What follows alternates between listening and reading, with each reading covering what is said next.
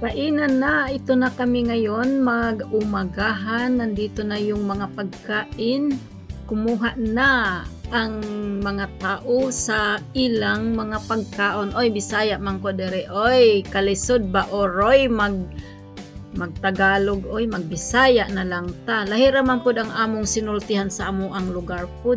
Kini ang mga pagkaon, pero wala na nako kuhai ang tanan kay daghay tao.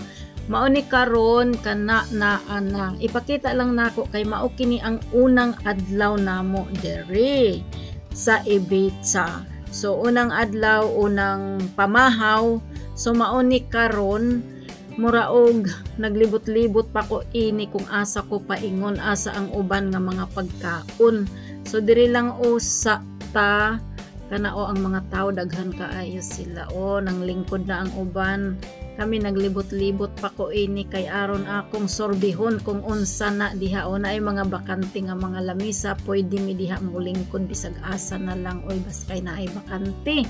So karon ang mga tao na apod naglibot-libot kay nangita pud sa ilang pagkaon. O sige dinhi na lang sab kutob, maayong adlaw, maayong hapon, maayong gabi kanatong tanan.